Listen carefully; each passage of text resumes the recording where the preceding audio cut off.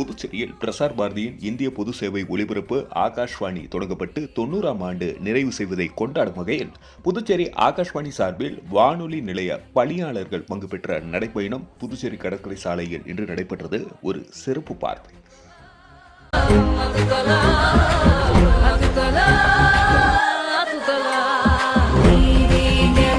பிரசார் பாரதியின் இந்திய பொது சேவை ஒலிபரப்பான ஆகாஷ்வாணி தொடங்கப்பட்டு 90ஆம் ஆண்டு நிறைவு செய்வதை கொண்டாடும் வகையில் புதுச்சேரி ஆகாஷ்வாணி சார்பில் வானொலி நிலைய பணியாளர்கள் பங்கு பெற்ற நடைப்பயணம் நடைபெற்றது.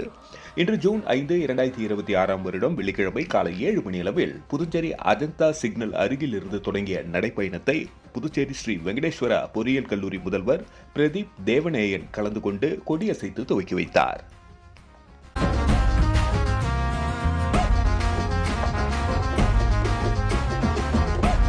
இந்த நிகழ்ச்சியில் ஆகாஷ்வாணி புதுச்சேரி பொறியியல் பிரிவு தலைவர் ரவி மாரியப்பன், நிகழ்ச்சி பிரிவு தலைவர் மயிலாடுதுறை தா செந்தில்குமார், நிகழ்ச்சி அமைப்பாளர் ஆபே எலிசபெத், உதவி பொறியாளர் ஜெயந்தி, நிகழ்ச்சி அமைப்பாளர் ஸ்ரீனிவாச முருகன் உட்பட 100க்கும் மேற்பட்ட ஆகாஷ்வாணி வானொலி நிலைய ஊழியர்கள் கலந்து கொண்டு நடைப்பயணமாக சென்றனர்.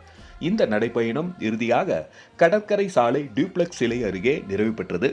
நடைப்பயணத்தின் நிறைவில் சிறப்பு விருந்தினராக கலந்து கொண்ட இளங்கோ குமணன் அவர்கள் நடைப்பயணத்தில் பங்கேற்றவர்களுக்கு கௌரவ பதக்கம் அணிவித்தார். நன்றி. மக்கள் மொழி செய்திகளுக்காக சரவணன், புதுச்சேரி.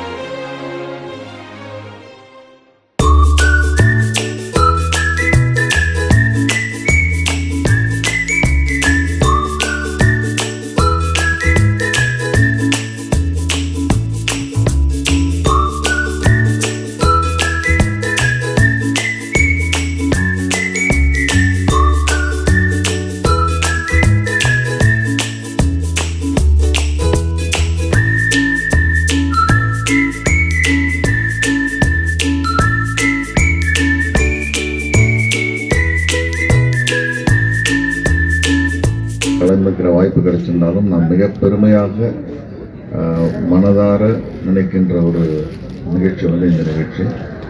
ஏன்னா நான் எலிசபெத் சொன்ன மாதிரி வானொலியில் என்னுடைய பாப்பா முதல்ல சிறுவர் சின்ன குழந்தையாக இருந்து கதை சொல்ல ஆரம்பிச்சதுலேருந்து வானொலியில் ட்ராவல் பண்ணுவேன். வானொலியினுடைய மைந்தன்னே சொல்லணும். எலிசபெத் எனக்கு இதை பற்றி எல்லாமே சொன்னாங்க. நான் ஒன்று யோசித்தேன், வாழ்க்கையில் நம்ம பிறந்ததுலேருந்து நடக்க ஆரம்பித்ததுலேருந்து நம்ம கடைசியாக படுக்கிற வரைக்கும் எத்தனையோ தடவை வாழ்க்கையில் நடந்துட்டுருக்கோம், தினசரி நடந்துட்டுருக்கோம். கொஞ்சம் யோசித்து பார்த்தோம்னா நம்ம நடந்த அந்த எல்லா நடையும் நமக்காக மட்டுமே நடந்த நடை. ஆனால் இந்த நடை பிறருக்காக நடக்கும் நடை. வாழ்க்கையில் ரொம்ப ரொம்ப அழகான விஷயம் எதுனா, மேன்மையான விஷயம் எதுனா, உன்னதமான விஷயம் எதுனா, பிறருக்காக நாம் செய்வது தான். பிறருக்காக நீ சிந்தும் கண்ணீரும் அழகு அப்படின்னு வைரமுத்து சொன்ன மாதிரி இந்த ஒரு செயல் ஒரு அற்புதமான செயல். வானொலியினுடைய அடிப்படையே அதுதான், பிறருக்கானது தான் வானொலி. இன்றைக்கு சமூக ஊடகம் ரொம்ப பெருசாக இருக்கு, அதனால எல்லாமே எல்லா கையிலையும் இருக்கு. நம்ம கையிலேயே உலகத்தை பார்த்துருக்கோம். ஒரு காலத்தில் விண்ணுக்கும் மண்ணுக்குமான இடம் வந்து வானொலி தான். எப்போ மழை பெய்யும் அப்படின்னு சொன்னது வந்து வானொலி தான். எப்போ கடலுக்குள்ள போகலாம் அப்படின்னு சொன்னது வானொலி தான். ஒரு அவசரத்துக்கு ஒரு ரத்தம் வேணும் அப்படின்னு சொன்னால் அதை சொன்னது வானொலி தான். அப்படி விவசாயிகள் மண்ணுக்கான வானொலி, மண்ணுக்கும் வானொலி தான். அப்படி மக்களோட பயன்படக்கூடிய ஒரு சாதனமாக ஊடகமாக இருந்தது வந்து வானொலி தான். அந்த வானொலியை இன்னும் உயிர்ப்பாக வைத்திருக்கக்கூடியவர்கள் சிலர் இருக்கின்றார்கள் என்றால் அதில் உங்களுடைய எலிசபெத்தும் ஒருத்தர். நான் சென்னையிலேருந்து பார்த்துருக்கேன். இவ்வளோ பேர் வானொலியை பேர் சொல்லி கூறியிருக்கிறது வந்து ரொம்ப பெரிய விஷயம். தொடர்ந்து இந்த வானொலி வந்து நம்மளுடைய புகழ் நிலைத்திருக்கும். அதை உங்களை போன்றவர்கள் அதை நிலைத்திருக்க செய்வார்கள் நம்பிக்கை எனக்கு உண்டு. நன்றி.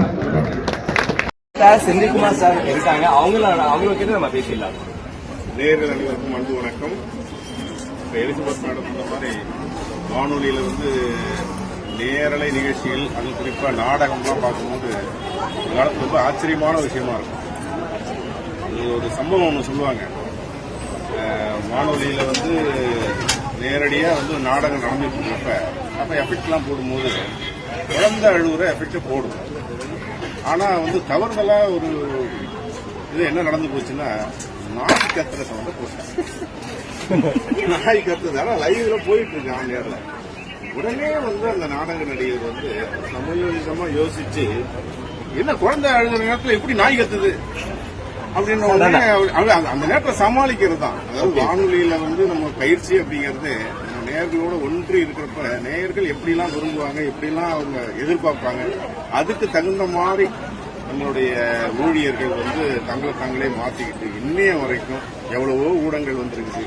இருந்தாலும் வானொலிக்குன்னு ஒரு இடம் ஏன் இருக்கு அப்படின்னா, வானொலி அந்த அளவுக்கு வானத்துக்கும் பூமிக்கும் ஒரு நடுப்புற இருக்கக்கூடிய ஒரு காற்றின் மைந்தனா இருந்து நேயர்களோட நெருங்கிய தொடர்பு இன்னை வரைக்கும் வச்சுக்கிட்டு இருக்கிறது தான் இதுக்கு முக்கியமான காரணம். அந்த விதத்தில் இன்னைக்கு வந்து வாக்கத்தான் நம்ம நடத்திருக்கோம். 300 ஆண்டு நிறைவு வானொலி. 1936 ஆல் இண்டியா ரேடியோ அப்படின்னு சொல்லக்கூடிய ஆகாஷ்வாணி தொடங்கப்பட்டு 90 ஆண்டு வர்ற ஜூன், அதாவது இந்த ஜூன் மாதம் 8ஆம் தேதி வந்து நிறைவடையுது. அதை கொண்டாடும் வகையில் நம்ம இந்தியா முழுக்க எல்லா வானொலி நிலையங்களும் பல்வேறு நிகழ்ச்சிகள் நடத்துறாங்க. அதில் புதுச்சேரி வானொலி இன்னைக்கு நம்ம வாக்கத்தான் நிகழ்ச்சி நடத்திருக்கோம். நாளைக்கு சாயந்தரம் 4 மணிக்கு கவர்னர் பங்கு பெறக்கூடிய ஒரு பெரிய ஃபங்க்ஷன் நடத்துறோம். அதனால இதெல்லாம் நம்ம சொல்லிட்டு இருக்கோம். இப்போ வந்து ஆர்ஜே வந்து என்ன பாக்குறாரு, நியூஸுக்கு டைம் ஆகுது இருக்கு. அதனால நான் இப்ப திரும்பி அவர்கிட்டயே ஒப்படைச்சிடுறேன். இந்த நிகழ்ச்சிக்காக நாங்க ஒரு நடைப்பயணம் மேற்கொண்டோம். ரொம்ப ஜாலியா இருந்து எல்லா ஆர்ஜிஎஸ், அனௌன்சர்ஸ், ஸ்டாஃப், எங்களுடைய ட்ரெயினிஸ் எல்லாருமே வந்திருந்தாங்க. எங்களோட பெரிய நடைப்பயணம் வந்து என்னோட